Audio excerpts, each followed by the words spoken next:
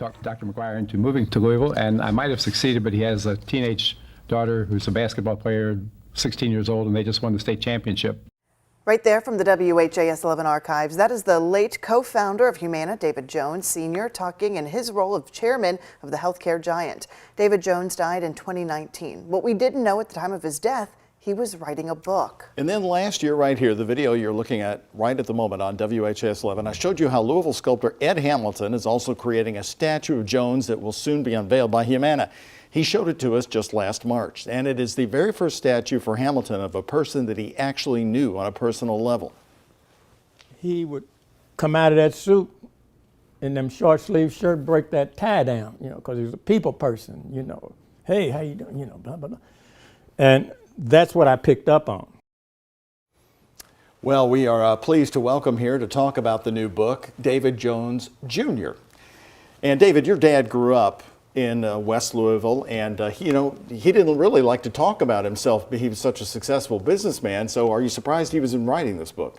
I wasn't surprised. I knew that he wanted to tell his story. He told me that he was writing it, and he wanted to leave behind a record in his own words for his family, for his grandchildren, for his friends, and really for the people who were along in this journey with him. The way he tells the story, it is just filled with Louisville people, with Humana people, and there's a lot of a local and industry history here that I think a lot of people will find interesting. Well, your dad, of course, also very well known for creating the Parklands of Floyd's Fork, along with your brother Dan. So how does that figure into the story? Very much. I think one way it figured in when Dad retired from Humana in 2005, I think he had a couple of things that he was devoted to doing. One was Parklands, which Dan had started, and Dan was managing and leading the charge. Dad wanted to pitch in on fundraising with that, and then he wanted to figure out how to write his book, and he got so involved in the Parklands. I mean, I'm sure, Doug, you saw him along the way. He was always wearing that Parklands shirt practically every day, and he was deeply engaged in that and loved that land, loved working with Dan on it, and that was a happy part of the last years for him. One thing about him, he was not shy to get involved in community issues. I remember covering the time he called up Jerry Abramson, the mayor, and said, you cannot permanently close 3rd Street when they were going to expand the downtown convention center. Yeah.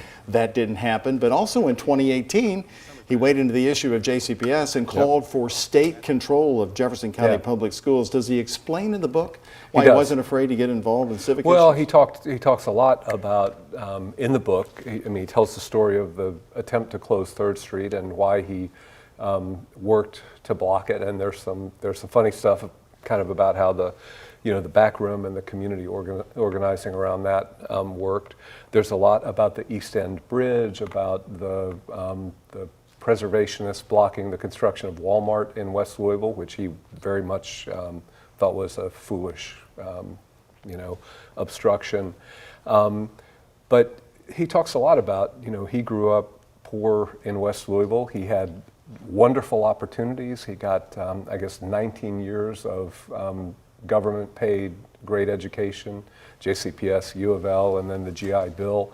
And he wanted other people to have great opportunities. And he loves his city. He loved the city. Mm-hmm. So when you think lasting impact for him, what do you think he would have wanted it to be, Humana or Parklands?